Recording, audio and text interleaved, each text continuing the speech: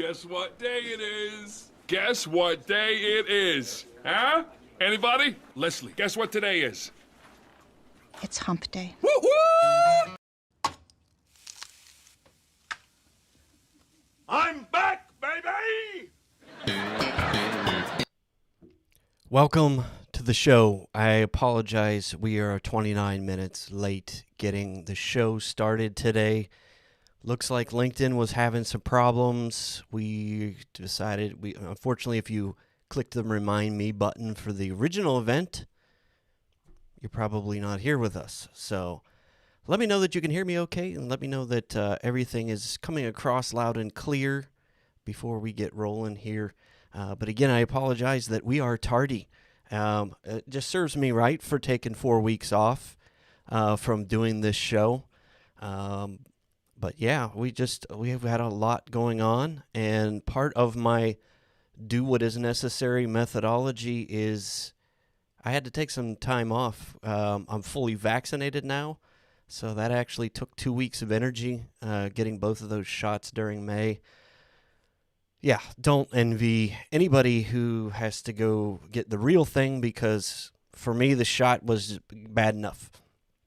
I had the last shot, it'll be 2 weeks this Sunday.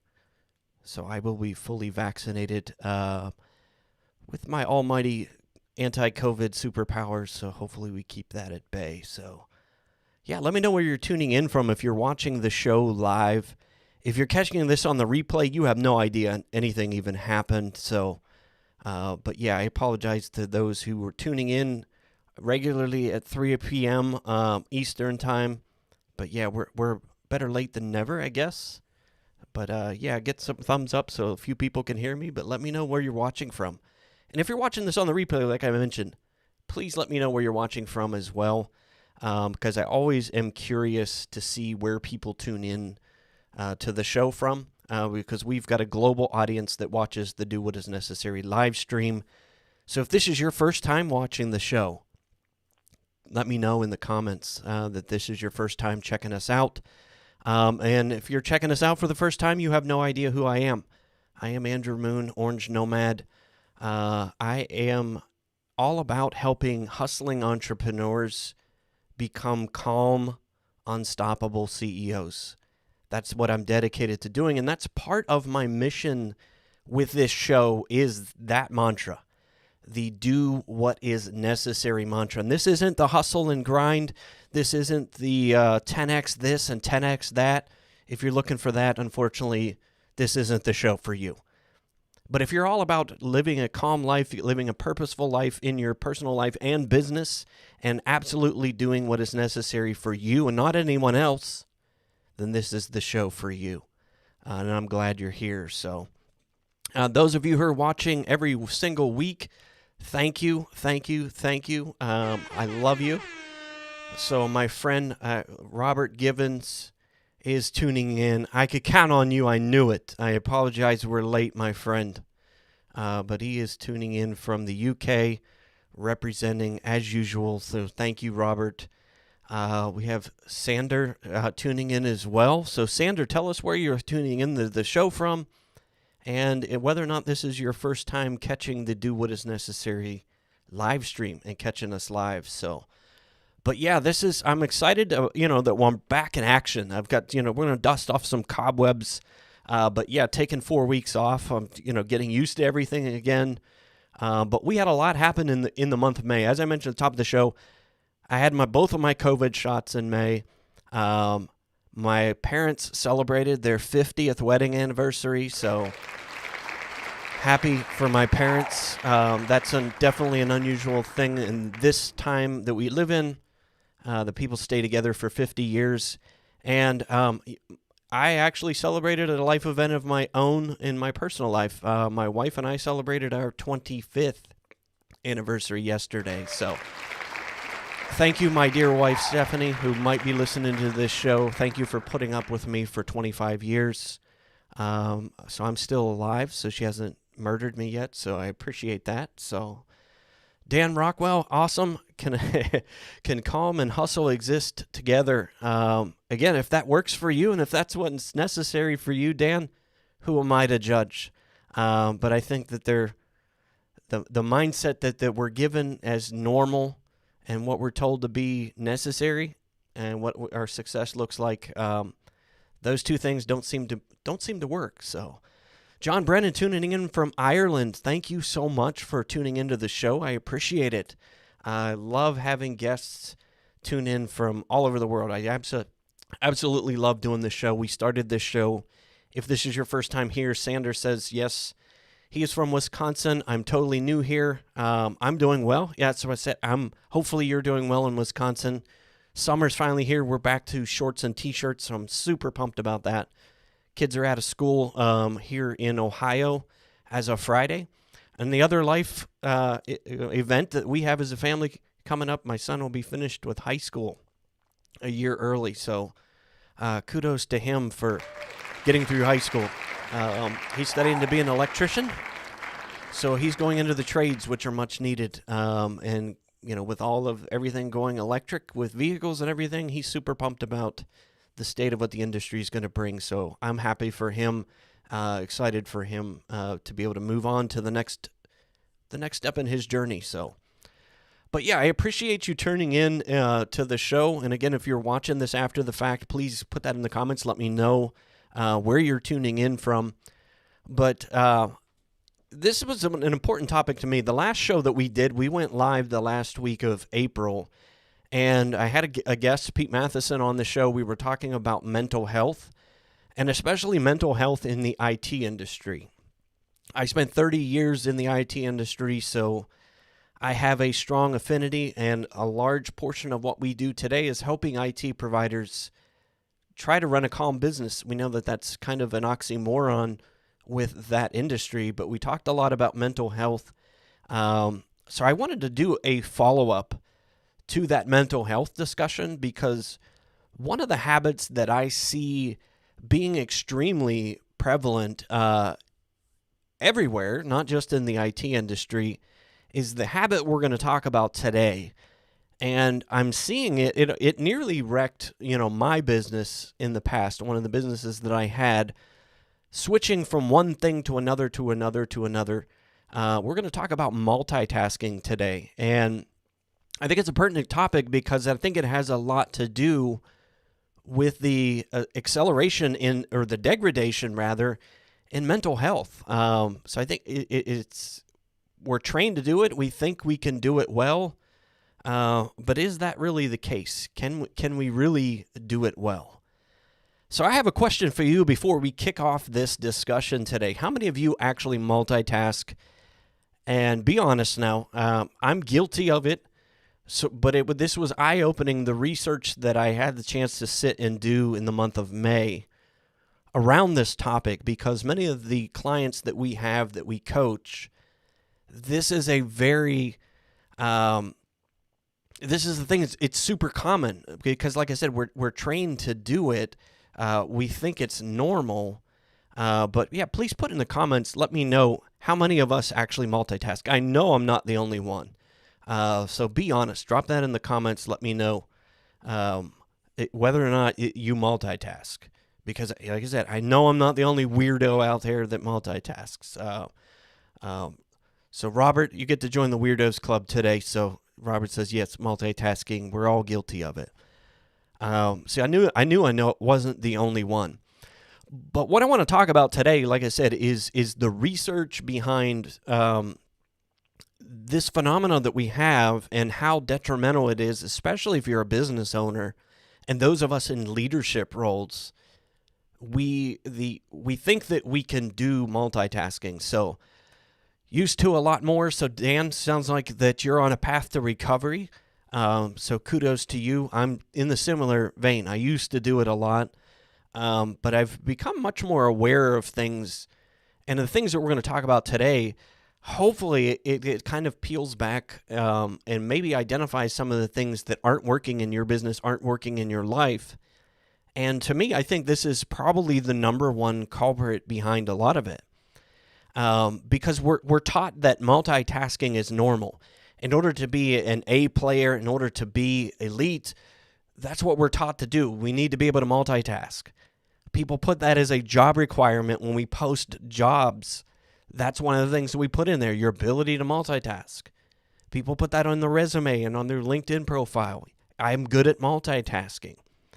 But when we dig a little bit deeper into that, we all do it without knowing it. We text while we walk down the road.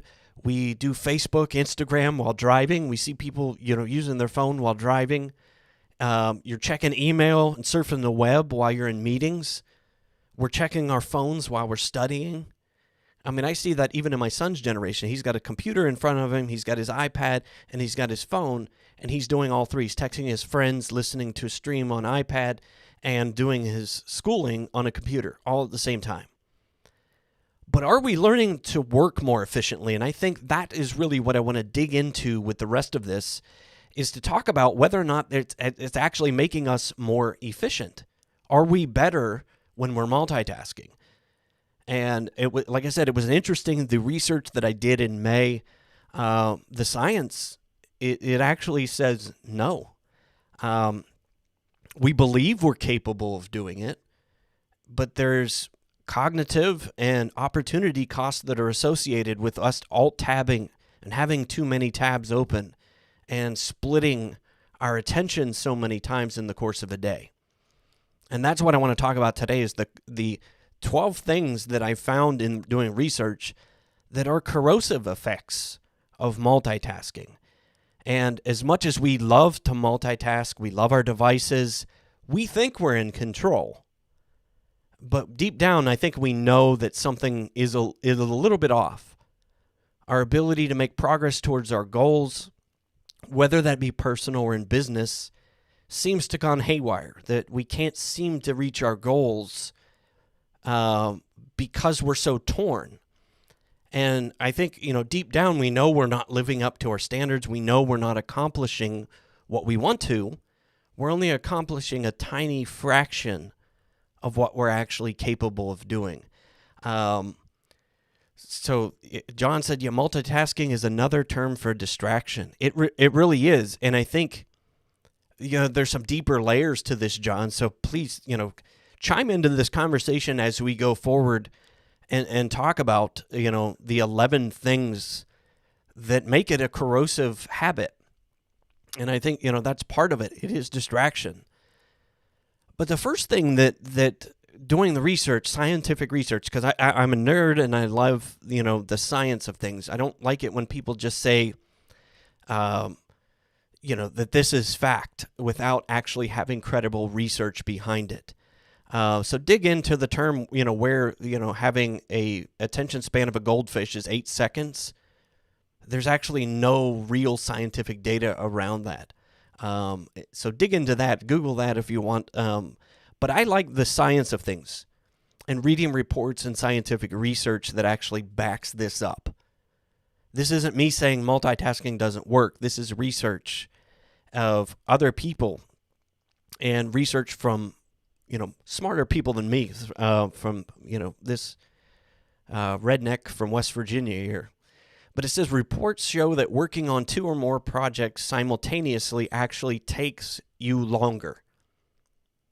That in the research, they estimate that you lose 40% of your productivity when you're trying to do more than one thing at a time.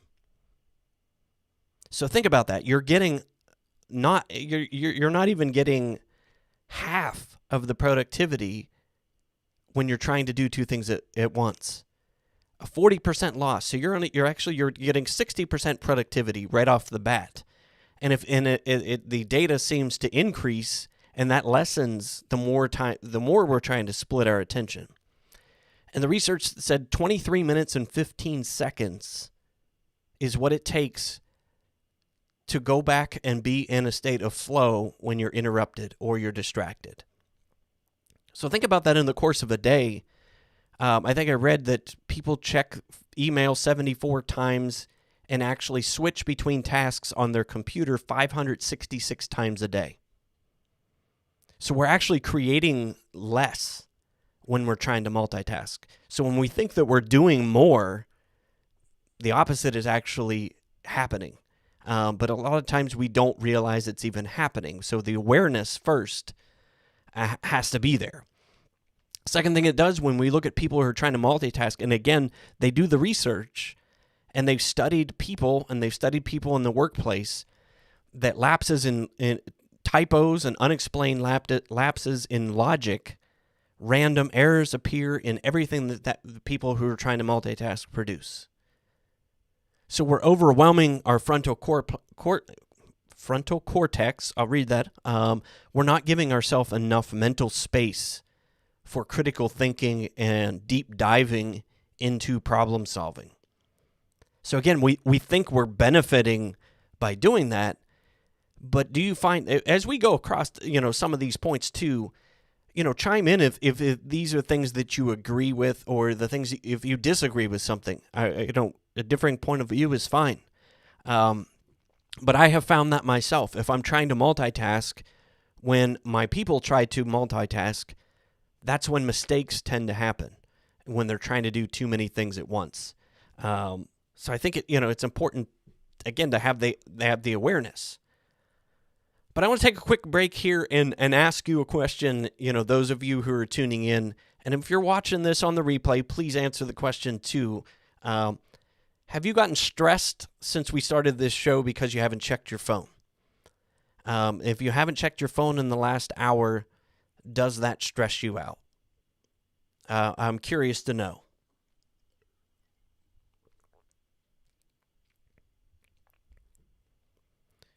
But it does create stress. That's the third corrosive effect of multitasking. That if you don't constantly have a screen in front of you, people seem to really have problems with that. That having to check things and having the impulse to check things and be distracted, as you mentioned, John, it puts us in a constant state of high alert. And that kind of escalates things. If we're in IT, we're already in high alert most of the day anyway. And when we're trying to do too many things at once, we stay in that high alert mode even after we're done working. And it creates a tremendous amount of stress when you feel that you're in high alert mode and you can't talk your brain down from that. So John says, yeah, he doesn't have that problem. He's actually watching on his phone. But yeah, so kudos to you. It's kind of harder to multitask when you're watching a live stream. So, but thanks for tuning in, John. We really super appreciate that. So Robert says, nope, he's got a glass of vino in his hand. So he's sitting back, chilling, watching the show. So he's dialed in. But I think, for the most part, our young teens have that problem too.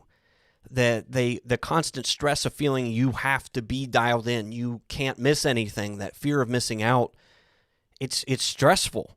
And we can never get into that creative state as entrepreneurs if we're constantly in that high alert mode. And when we're in that high alert mode, it elevates our heart rate, it produces cortisol in our bodies. And for me, having celiac disease, that is a bad thing for me when they've got elevated levels of cortisol for any length of time, because it hurts my joints, and it's terrible. But it just creates a different amount of stress and anxiety. And that's what we're seeing, especially with COVID, the extra stress that we're putting on ourselves, having to constantly be connected. The research is showing that chronic stress, self-esteem issues, and depression are predominant in those folks who think that they're good at multitasking. So I think, again, we're not, weighing in all of the effects and the costs to our mental and physical health when we're trying to multitask. So Terrence says, welcome, Terrence, back to the show. He said, no stress, but I do eventually think, I better check that just in case. So it's that fear of missing out is just burnt, and especially with social media and having all of these alerts and Instagram and Facebook and Twitter and YouTube and live streams and all the stuff we're doing. It can create stress over time. But again, it's just being aware of what those things are doing to us is super important. So that's one of the things that I've tried to do, is reduce the stress from doing that. So I actually have my phone in D&D mode all the time. I check text messages twice a day. I check email twice a day. I don't need to be constantly connected. And that has been a godsend for me in reducing my stress and feeling like I am in high alert mode all the time. The fourth effect, though, is I've seen this myself. It hinders our intellectual and effective processes. And again, this is the research. This is what they've said. This is big words that they use. I like little words. It says skim reading has become one of those things, and I do it. We skim read headlines. We skim read text. We don't really dive deep into a book. I was on a coaching call last week with a client, and that's what he told me. He can't remember the last time he actually read a book all the way through, whether that's in digital or a physical book. And because we're trained to do that. Our brain is trained to skim things now. And the research, this one, Marianne Wolf of UCLA, she said, when reading brain skims text, we don't have time to grasp complexity or to understand another's feelings. So it's actually making us less empathetic because we're not grasping how actually somebody feels because we're not digging deep enough, whether that's a text message, an email, or even a social post, that we're not digging deep enough into really understanding how people feel. So John had a good, how do we stop and still stay in the game? I think it's just about taking control of the process. John, let me know if you're in the IT space, because I know this is one of the things that I grapple with IT providers, with MSPs, and as we coach a lot of tech folks, that they feel like they can't turn everything off, and especially if you're a business owner, you feel like you can't turn everything off because what if something comes in, or what if somebody doesn't do something right? The first thing to really grappling with that, John, it's a great question, is taking control. And actually, again, I learned this from Tim Ferriss in the 4-Hour Work Week all the way back in like 2008, 2009 when I read his book. Yes, and the 4-Hour Work Week is kind of but you'll have to read the book to get through that. But one of the things he talked about was batch processing our inputs. So I have started diligently doing that. Like I said, at 2 times a day is when I batch process social media, I batch process email, I batch process text messages. So my brain is free to work in between those times. So I think you have to create the structure, and it's hard because it's hard to make that change and make that shift because it requires a ton of discipline. So, but John's in IT, so I figured that was the case, and this is what we grapple with because IT seems to be 24/7. It's nonstop. I totally get that, but I think it is possible to do those things. It's harder if you're the only person, if you're a solopreneur. But I think even, going back, resetting expectations with clients, and especially with COVID, we all understand that. So this is about resetting expectations with ourselves and our customers. I think we can do that. But I think it's hard because we just get stuck in that loop, that we don't have a process to execute our day, and we just kind of let our day happen to us. And I was guilty of that with my IT firm. That the first thing that you do when you get up in the morning is you check your phone to make sure there aren't any tickets came in, there aren't any alerts, there isn't any fires that I need to put out. And it puts you in high alert mode right off the bat as soon as you get out of bed. And you're in high alert mode, for a long time throughout that day, even when you stop. So I think, one of the things that I started to do, especially with the last year that I had my firm, there were a couple days a week where my techs were responsible for making sure all those alerts were cleared, those at least 2 mornings a week, so that I could start my day without having to put out any fires, and I could start my day working on the things that were most important. So that would be a little thing that you might try, John, even if it's one day. But at the start of your day, the things we do that first hour that we're awake set the tone for the rest of our day. But we have to take control of our day and, execute our day, not have it execute upon us. So John, definitely, good idea. It does require a big change, especially for those wanting to contact you. And that was one of the changes that I had to make with COVID. Was when COVID kicked in, I started getting calls, text, emails, like almost 24/7, and I'm not even in IT. But I felt it took me right back to the place that I was 7 years ago when I sold my IT firm. I was stressed. I was burnt out. I was in high alert mode 24/7. It took me 2 years to reprogram my brain not to be in high alert mode 24/7. But it does take, discipline. But I'm probably going to, if that's something that would be helpful to you, John, and others who might be watching this after the fact, how to structure your day, how to batch process, and some ideas around that, I'd be happy to do a whole show on that. So if that's something that's of interest to you, drop that in the comments, and we can do a whole show around this. This is one of the things that I do with my coaching clients, because that's the first thing that they have to do when we take on a new client. That they come to me for accountability, and I want to make sure they're working on those tasks, at certain times a day. So a lot of what time we spend in the first few weeks is just helping you structure your day so that you can actually execute the things that I'm giving you to do to be able to move your business forward. But yes, if that's something that you'd love to have more interest in, John said, yep, you're right. Great suggestion. So I've got a lot more, tips about how to take control of your day, John. But again, if that's something that you think we ought to cover in the show, please let me know. So we'll jump back in. Actually, let's take a quick break, and I'm going to do one of the things that we like to do. This is why it's great to tune in live. So whether you're tuning in live on YouTube, Facebook, or if you're on Facebook, I don't tend to get the comments. So unfortunately, tuning in on LinkedIn and YouTube, I can actually see the comments as they come in. So let's do a giveaway while we're here. If you've followed me for any length of time, you know that I like to give stuff away occasionally on our live streams.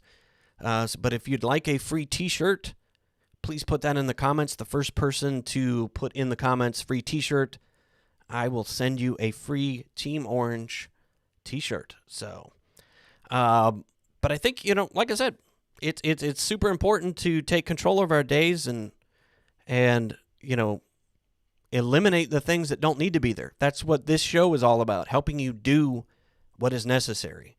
And I think for a long time, I followed what everybody said my company should look like. Everybody said what my day should look like. But I started doing my own stuff. So congratulations, John. You get the free t-shirt. So first one to respond.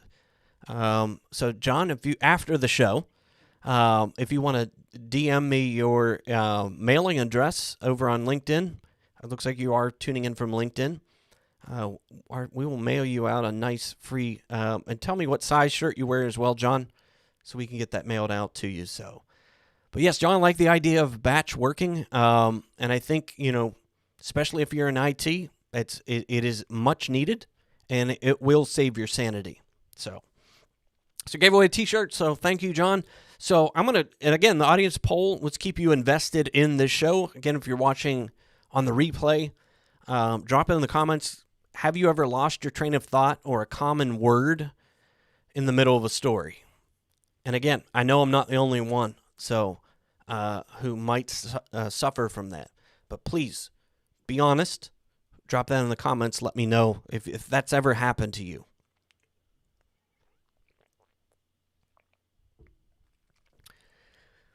So that actually takes us to our next point.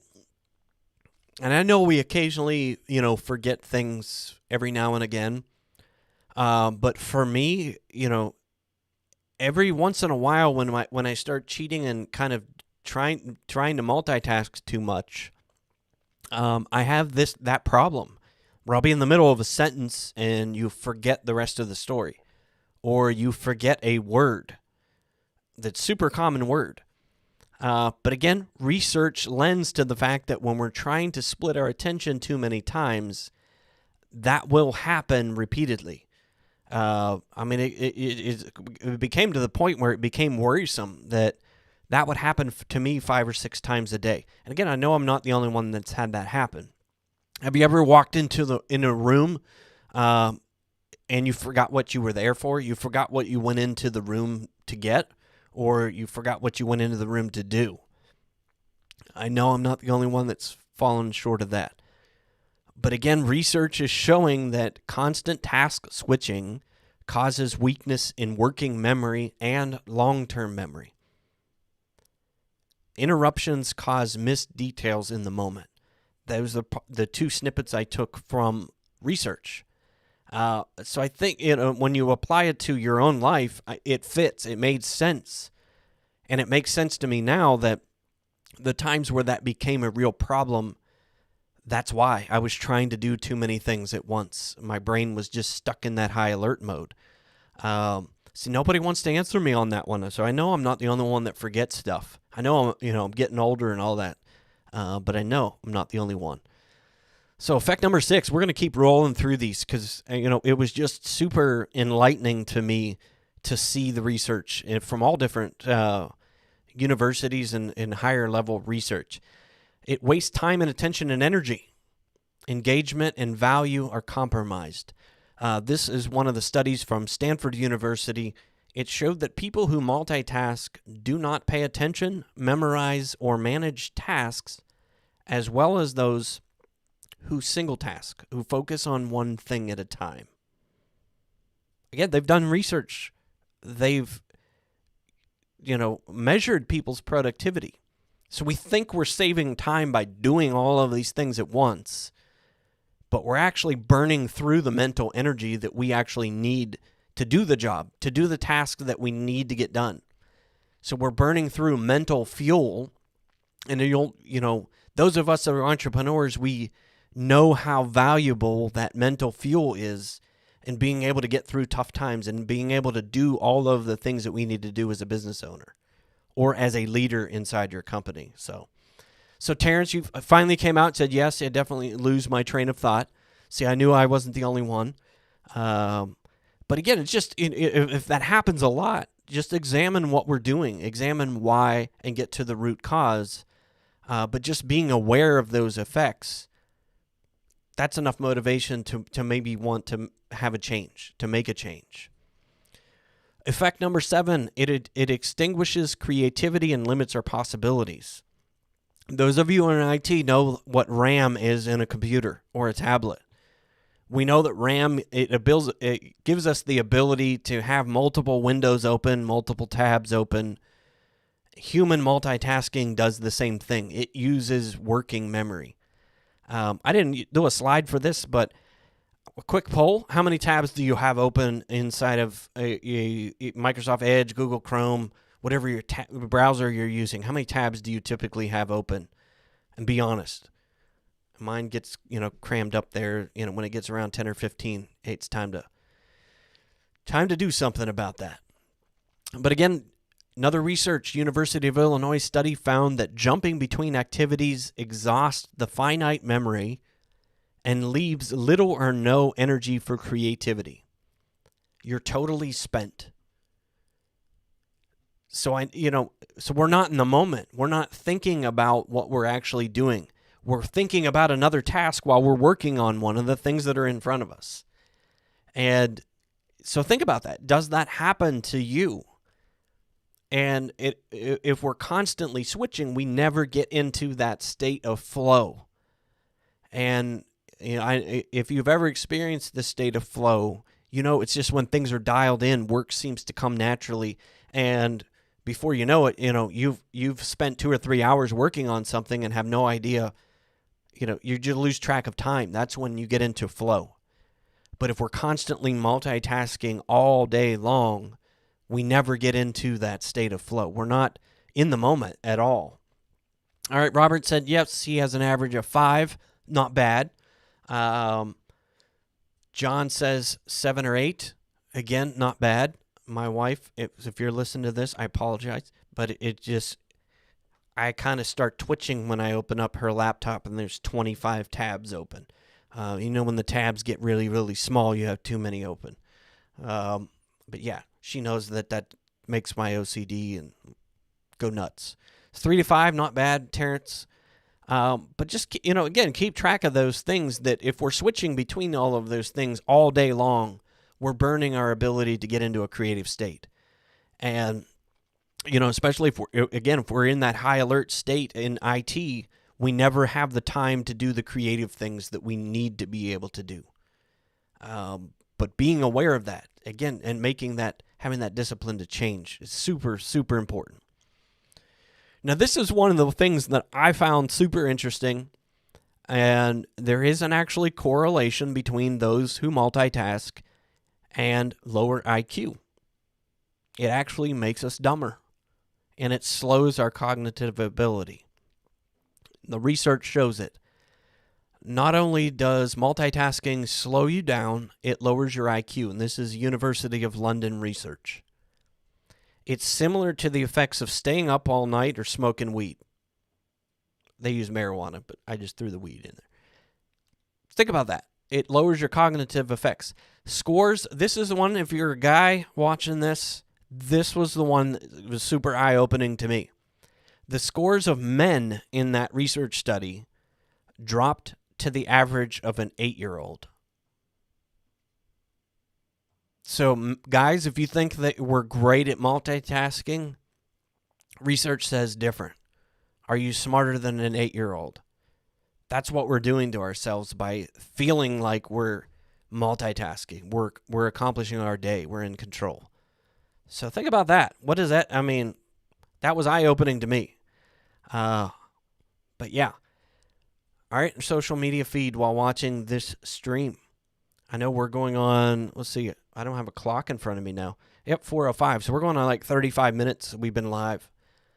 Have you had the need to check your email or something else, social media, while watching this stream? Be honest. That leads us to our next point, the effect number 9. It leads to increased distractibility. We're being squirreled all day long. Remember the movie Up? I love that. I was trying to get the clip. I didn't have time to get that ready for the show. But that's what's happening all day long. We're being squirreled from one thing to another. We've all been there. You're working on something in front of you. You switch to check your Facebook or your Instagram or your Twitter. And then you see a link on there or a picture on there, which leads you out to another website. And then 30 minutes later or hours later, worse, you realize that, okay, 2.5 hour, 2 hours have gone by, and you've gone down a rabbit hole of distraction that's prevented you from getting the things that you sat down to do, to getting reaching done.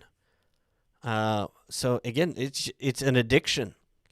It's an addiction that, of unprecedented scale. And every time that happens to us, that addiction increases. And especially around social media. Those are the studies I read on social media. They know what they're doing. They spend billions of dollars to make us addicted to social media so that we keep coming back. And when we come back, we spend more time there. It's, our attention span is what's for sale. So think about that. Does that happen? Can you relate to this? Do you find yourself distracted? And again, I know I'm not the only one with this. I've done it. That's why I've eliminated social media apps off of my phone and my iPad, so I'm not tempted to do those things. That's why I've eliminated email apps on my iPhone and iPad. Because that's what happens. Oh, you start reading an article, you start reading something, and then you flip over to check an email, and then, this person replied, and, somebody liked my Instagram. And you don't finish what you sat down to do. We're constantly being distracted. So, yep, Terrence says, thankfully I can say no to this one. Good for you, Terrence. But if the notification pops up, I'll easily get distracted from what I was originally doing. So another quick tip for you that I did that. My phone has been on Do Not Disturb since I sold my IT business. And again, you can do this as an IT owner. You just have to be disciplined. You maybe can't do it all day, but I have all notifications turned off on all my devices, my computer. My phone actually sits on a desk away from me so that I cannot be distracted. And again, I have batch times when I actually return phone calls, emails, social media, texts. So that has helped me not be distracted because I'm an obsessive compulsive. I naturally am going to do those things being the personality type that I am. So good for you, Terrence. And again, that may be something you can do. You may not be able to do that permanently, but even doing that for half a day or a day a week and turning off all notifications. Just trying that and see what a difference that makes for you. I promise you that you'll see a difference. Effect number 10, we got two more after this one. So there's 12. So we think we're doing all these things and we're doing it well, but we're really not. It hurts your relationships with friends, family, and colleagues. So think about that when you're talking with someone and they are looking at their phone. How does that make you feel? When we do that, we're automatically telling the person that we're with that I'm only partially here right now and I'm only part listening to you. So I only partially care that you're even here. That's what it tells me. And I refuse to talk to anybody that is actually on their phone because I know they're not listening. Your brain cannot do that. Your brain cannot be focused on what you're doing and be 100% focused on what somebody is saying in front of you. And that's the thing that multitasking, we're trained to do it. It's become, second nature to us. But think about that. Do you have that? Do you hate that when somebody you're talking with is constantly on their phone? And our kids are especially prone to that, especially, the sooner we get them acclimated to technology, where they're going to be trained and programmed to do that. So even if you're not looking at a device because you're so wired to multitask, your mind is unfocused. That's what the research says. And you've done it before. Somebody's talking to you and you're looking at the phone. You're not paying enough attention. So it really hurts all of our long-term relationships with everyone. Number 11, we got one more. So it saps your energy and drains your motivation. And if you're an entrepreneur, you know 100% how important those things are. So John chimed in and said, a great point. It's now socially acceptable to have a conversation with someone while reading your email. It is. It has become accepted, but that's where we have to take control. And those of us we live, eat, sleep, and breathe tech all day long, that's where we have a chance to change the conversation and to do things differently. People think just because I like technology that I love all of these interruptions, that I love spending 20 or 30 hours on Zoom the last year. I absolutely hate it. It has done tremendous damage to my mental health over the last year of doing that, because it's a constant distraction, especially you get into certain online meetings where everybody's trying to talk and your brain's just trying to switch gears and pay attention, and my brain's fried after like 5 minutes. So all of those things, it's become socially acceptable, but I think we have the opportunity to change that. And that's what this show is about, doing what is necessary. And I think for me, it was been absolutely necessary to make those changes, to get back my mental health, to get back my attention span, to get back my creativity, and not let those things take control and take over what I'm trying to achieve in life. Anyway, get off my soapbox. So, again, research. Besides cognitive costs, there are biological and emotional costs. Expending exorbitant energy, you're actually exhausting oxygenated glucose in your brain. So you're actually burning your brain out by multitasking all day long and by alt-tabbing between everything that you've got going on. You're running down the fuel needed to focus. So again, if we're not accomplishing the things that we want to in life, is multitasking really serving us? Is it making us better at what we do? All right, last one. Effect number 12. can be dangerous and can even be illegal. What does that mean?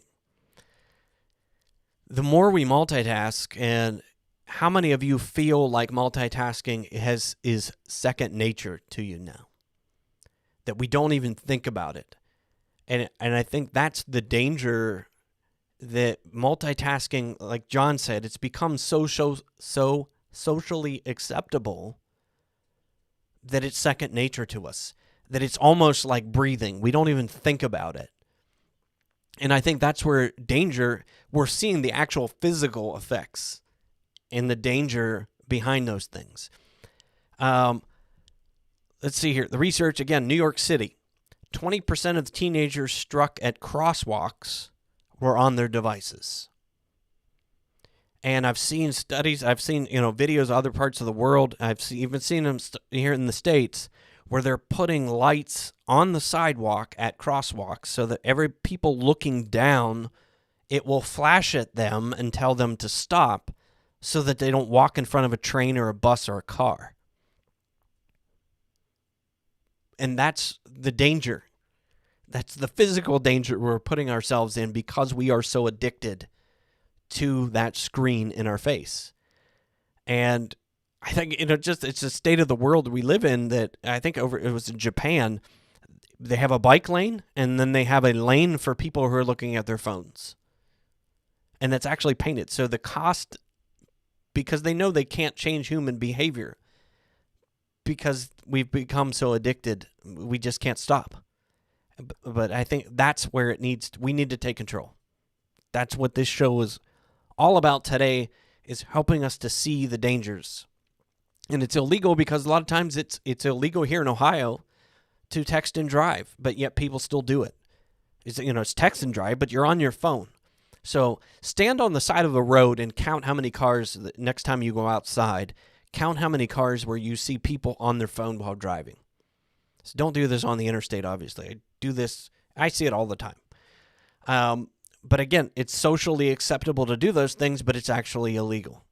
So we're endangering ourselves physically. We're endangering other people because of our addiction and our addiction to multitasking.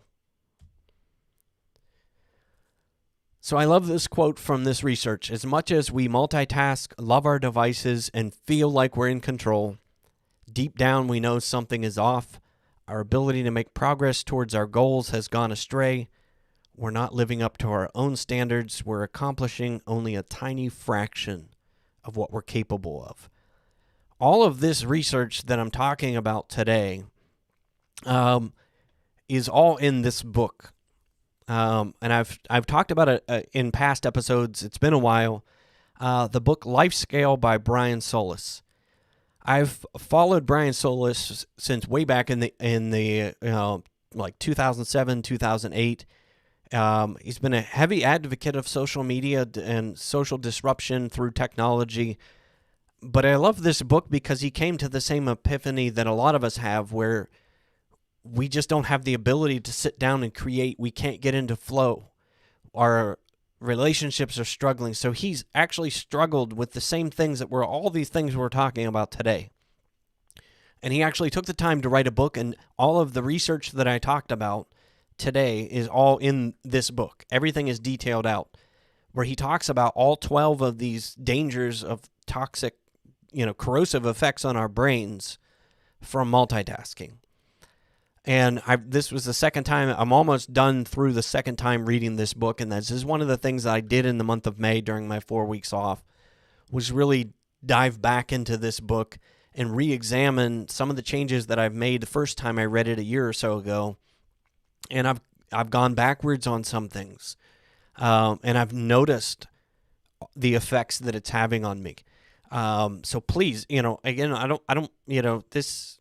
Brian doesn't even know that I'm doing this, but I wanted to talk about this book, all of this research, because it really takes the social acceptability, as you mentioned, John, and allows us the freedom to take control of our own lives.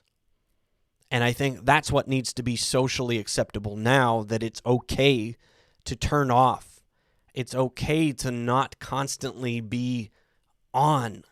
We don't have to constantly be checking things and have that fear of missing out. We can take control and break that habit of multitasking. So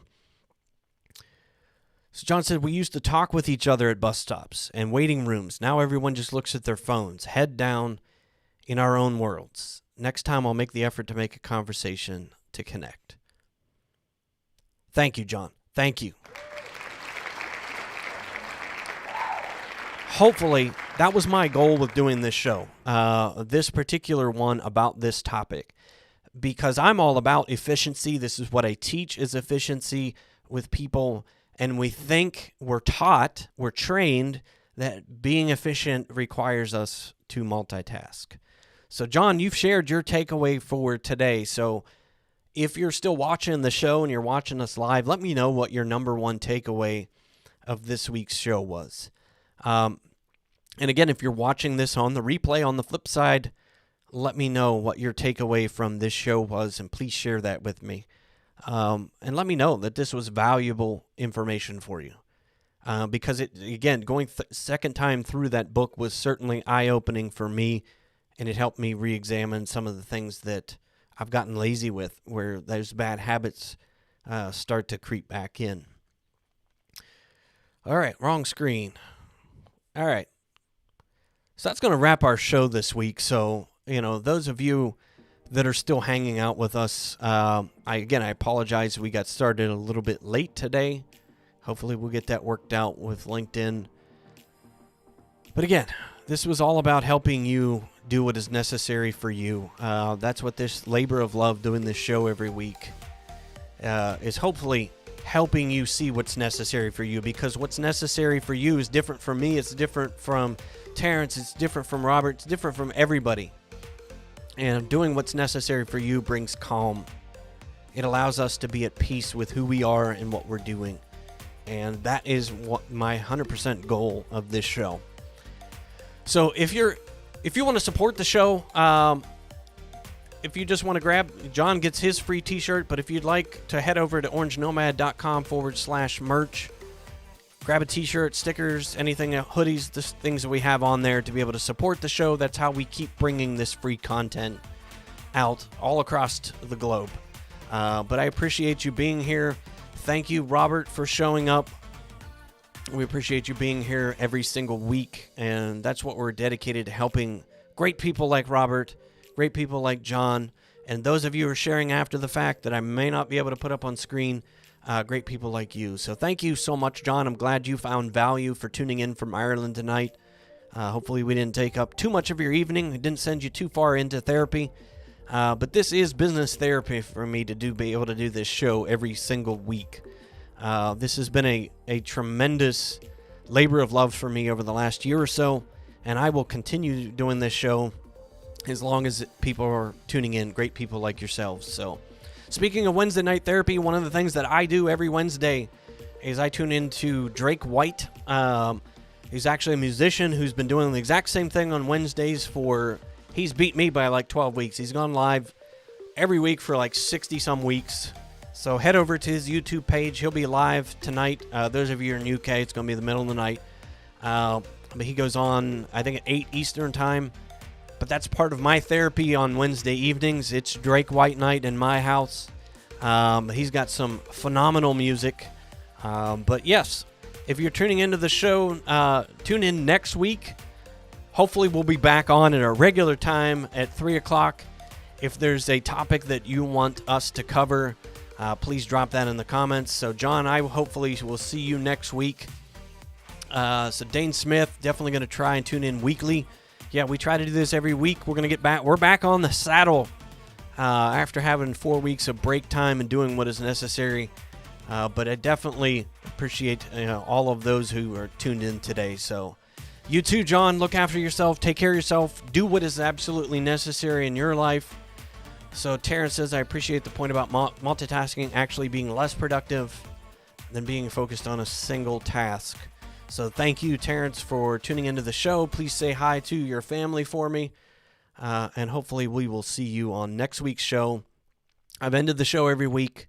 Always stay humble and kind. And always, always, always do what is necessary. I'll see you next week.